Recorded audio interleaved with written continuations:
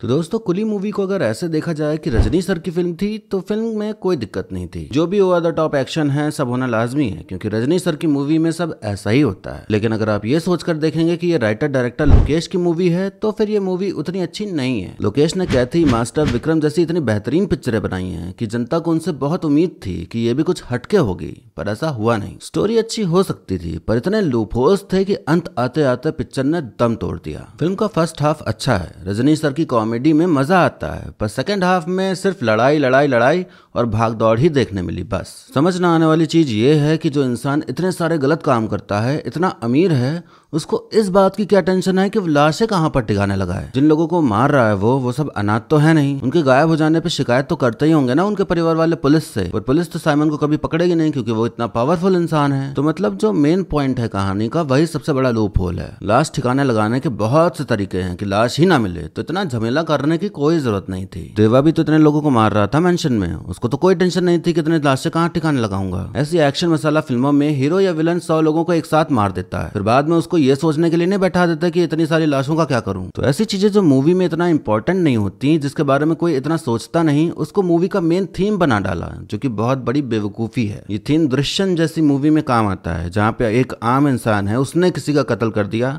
अब उसको बचने के लिए लाश छुपानी है या उसको कैसे भी करके डिस्पोज करना है।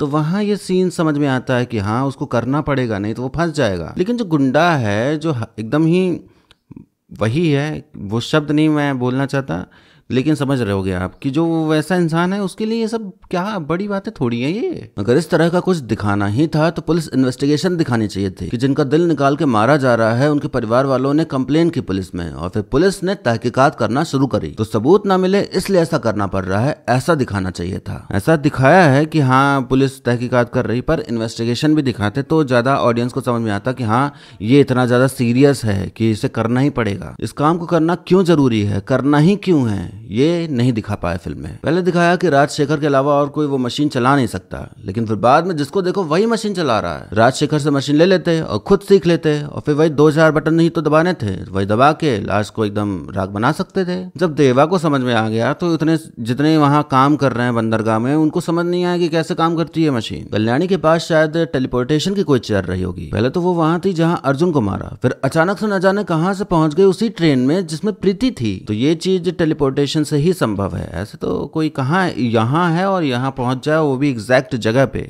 ये नामुमकिन सा है।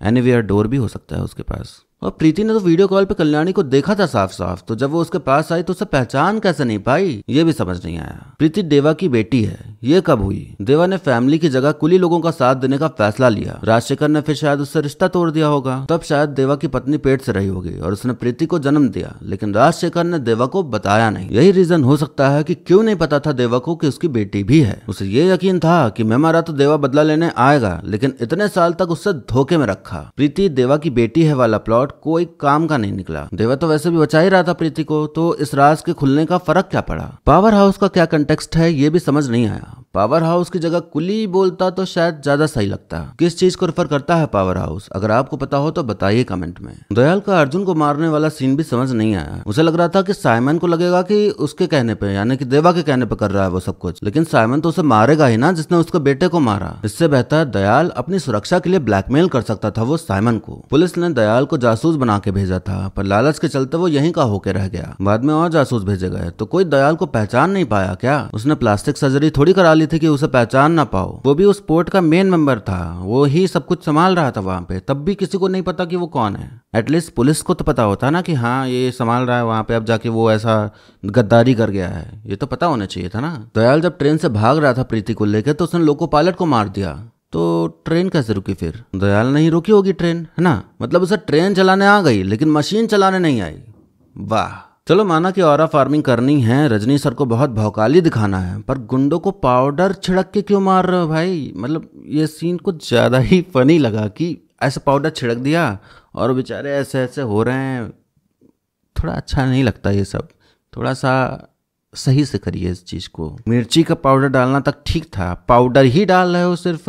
उनको क्या मतलब गोरा करना है या फिर उनको गर्मी लग रही है तो इचिंग हो रही है, क्या करना क्या चाह रहे हो भाई? और एक और सीन, देवा को कुल्हाड़ी से मारा गया, लेकिन थोड़ी देर बाद वो ऐसा हो गया जैसे उसे कुछ हुआ ही ना हो। देवा तो सच में देवा निकला। मेंशन में जो 19 कुली थे वो कुछ नहीं कर रहे थे। तब लड़ाई की जब देवा ने सीटी बजाई, तो ऐसा कुछ कब डिसाइड हुआ कि मैं सीटी बजाऊंगा तभी हमला करना, वरना पिटते रहना? ये डील कब हुई, ये कब फैसला लिया गया? ये हमें भी दिखा देते तो सही रहता। कलीशा जब देवा के बराबर ताकतवर है तो प्रीति को बचाने के लिए उसने उसको क्यों नहीं भेजा? मामूली लोग को क्यों भेजा जो लड़ भी नहीं पाए दयाल से? अर्जुन को बताया गया कि वो अच्छा इंसान है, वो अपने पिता के काम में रुचि नहीं रखता, पर वही अर्जुन अपने पापा के सारे गैर कानूनी माल इंपोर्ट एक्सपोर्ट करने में मदद करता है। ये कैसा अच्छा इंसान होना हुआ भाई? प्रीति का कैरेक्टर एकदम यूजलेस लगा। एक बार भी ट्राई ही करते नहीं दिखाया कि उसने लड़ा अपने लिए, बस छोटे बच्चों की तरह रोते रही, इधर से उधर से इधर, बस रो रही थी। राजशेखर ने अपने बच्चों के सामने अपने जिगरी यार को बुरा क्यों बनाया, ये भी समझ नहीं आया। दोस्तों के बीच मनमुटाव हो जाए तो वो इतने तो लॉयल रहते हैं कि वो एक दूसरे के प्रति ऐसे बैक बिचिंग ना करें, वो भी अपनी बेटी और उसकी बेटी से।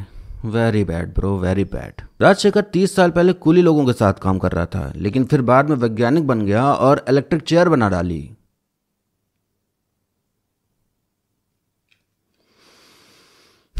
मूवी के हर एक सीन में मैं प्लॉट होल्स, लूप होल्स दिखा सकता हूँ, और भी हैं, पर इतना ही रखते हैं वरना वीडियो लंबी हो जाएगी और फिर लोग गाली देंगे कि अरे यार ये तो एकदम ही मरा ही जा रहा उसी में, तो रहने देते हैं, बस इतना ही रखते हैं लूप होल्स के मामले में। बाकी बात तो करेंगे ही ना। उपेंद्र और आमिर खान का कैमियो भी मूवी में जान नहीं डाल पाया। उपेंद्र जी की जब एंट्री हुई तो उतना इम्पैक्ट पड़ा ही नहीं, ऐसा लगा कि हाँ कौन आया, अरे मुझे तो कुछ और लग रहा था।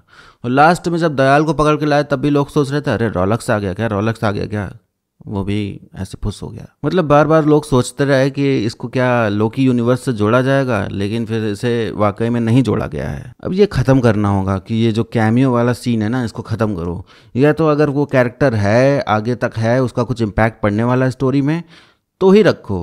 अब आमिर खान को ले तो लिया, लेकिन उसको क्या, उसको जोकर बना दिया, चड्डा पहना के घुमा रहे हो, कुत्ते और हस्की लेके आया है रेगिस्तान में, ऐसा छोड़ दिया, फिर उसको मतलब उसको एकदम भोंदू बना दिया। गन चलाने की कोशिश कर रहा है पर उसकी गन में ऑटोमेटिक वाला वो जो होता है ना, वो जो कुछ तो होता है लॉक लगा होता है, वो लगा हुआ उसको नहीं आता। इतने टाइम से वो कर रहा है, उसे नहीं आता। क्यों किया ऐसा? कॉमेडी दिखाने के लिए, कॉमेडी।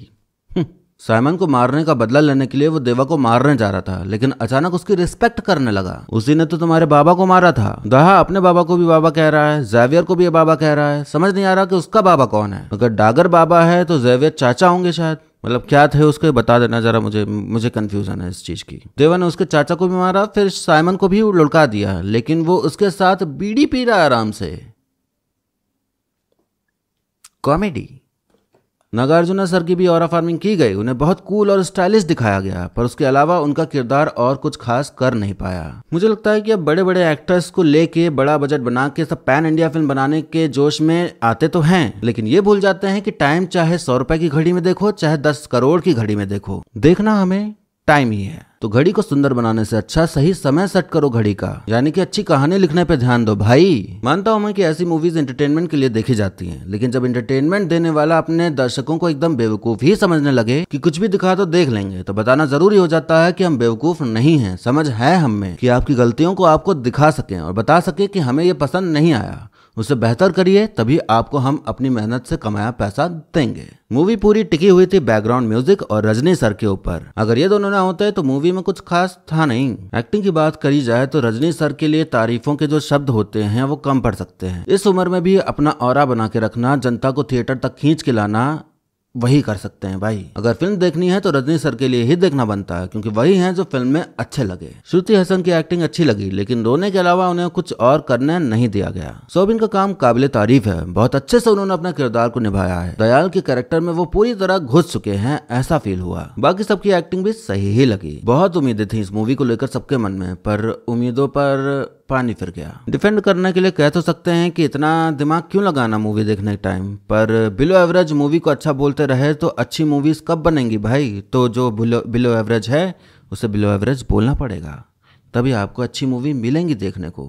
वरना सिर्फ एक्टर ले लिया, एकदम महंगा, इधर शूट कर दिया उधर शूट कर दिया, लेकिन भाई कहानी के नाम पे एकदम कर दिया, तो फिर क्या मतलब है मूवी देखने का। मूवी तो देखते हैं मज़ा है, ऐसी मूवीज़ तो मज़े के लिए देखी जाती है ना, तो वो मज़ा आया ही नहीं। जब लूप होल सामने दिख रहा है मुझे, तो मेरा दिमाग वहीं अटक जाएगा कि ये कैसे कर दिया उन्होंने, ये क्यों कर रहे हैं, तो मुझे दिमाग लगाना पड़ता है भाई।